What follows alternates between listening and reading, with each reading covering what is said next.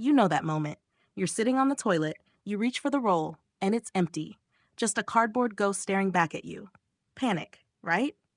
Now imagine that panic for your entire life. No Amazon delivery, no corner store, no 3-ply with aloe, just you, Mother Nature, and a very urgent problem. Welcome to Prehistoric Personal Hygiene. It's gross, it's genius, and it explains why your left hand has been silently judged for 50,000 years. Question 1. No toilet paper. What did they use? Let's get the obvious out of the way. They didn't have Charmin. They didn't even have the rough stuff from a gas station bathroom. So what? Leaves. Yes, leaves. But not just any leaves. You learn fast that poison ivy is not your friend. The all-stars were mullein, soft and fuzzy like a rabbit's ear, and lamb's ear, and big broadleaf plants. One wrong leaf equals a week of fiery regret.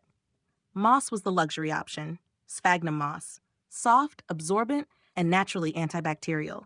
Your ancestors had an antibacterial wipe growing on a rock. Snow, if you lived in a cold place. A handful of snow is the original flushable wet wipe. Cold? Yes. Effective? Surprisingly. And it numbs everything, so bonus. And then there were stones. Smooth river stones. They work, but you'll never feel clean again. Here's the evolutionary gold, the left-hand rule. Across virtually every prehistoric culture, the left hand was for wiping. The right hand was for eating, shaking hands, hunting. Why? Because nobody wanted mammoth grease poop fingers near their lunch. This rule became so hardwired that even today, in many parts of the world, offering your left hand to someone is an insult. Your ancestors didn't have soap. They had segregation of labor, left hand dirty, right hand clean. And yes, some desperate souls used pine cones. Cones facing forward, if you catch my drift. You only make that mistake once. Evolution doesn't need a textbook when pain is the teacher. So next time you complain about single ply, just smile. At least you're not scrubbing with a conifer. Question 2. How did prehistoric women manage periods with no sanitary products? Okay, this one gets real, because if you've ever had a surprise period with no tampon in sight, you know the horror. Now multiply that by a lifetime. In a cave, with no ibuprofen, the most common solution across hunter-gatherer societies was absorbent moss. Sphagnum moss again. This stuff can hold 20 times its weight in liquid. World War I medics used it for wounds. And it works just as well for periods. Women would gather a handful of dried moss, wrap it in a soft piece of leather or bark cloth, and tie it between their legs with a cord made from plant fibers. Then go back to gathering berries, scraping hides, or running from bears. And yes, they reuse them. Wash in a stream, squeeze dry, leave in the sun to disinfect.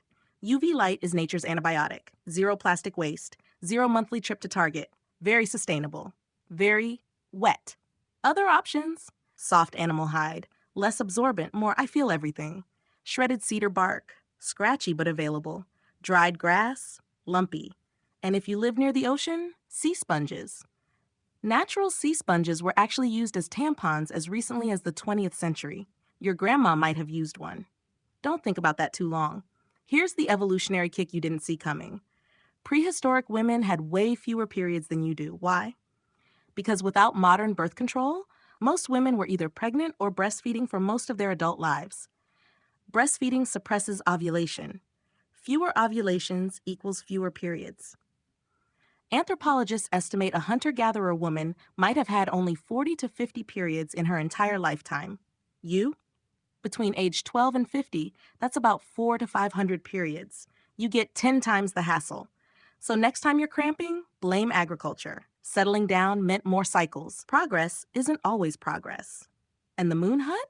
Many tribes built separate huts for menstruating women. Some call it isolation. And yes, sometimes it was rooted in superstition.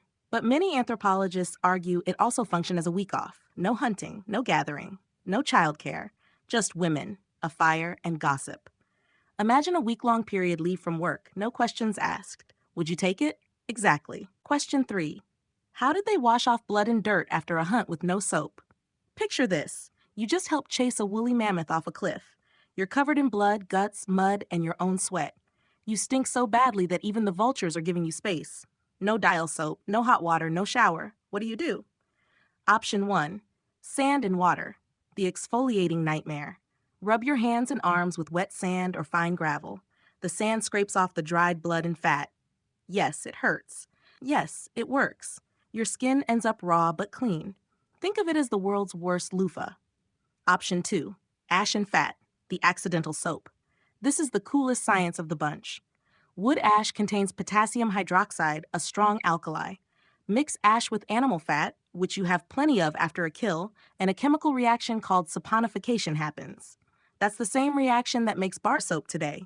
Your ancestors didn't understand chemistry, they just noticed, hey, that white paste I made from fire leftovers and mammoth grease, my hands feel weirdly smooth, and the blood is gone.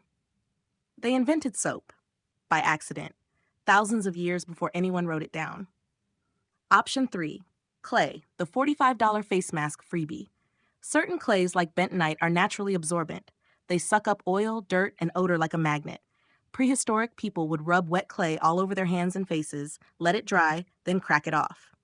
Blood and grime came with it. Today you pay luxury prices for clay masks. They had them for free, plus the authentic smell of cave. And after washing, they'd crush aromatic plants like sage, mint, juniper, or lavender and rub them on their skin. Not to smell fresh, to mask their scent from bears and wolves. You wear cologne to attract a date. They wore herbs to avoid becoming dinner. Same industry, different priorities. Let's do a quick comparison. You have 3-ply toilet paper with aloe.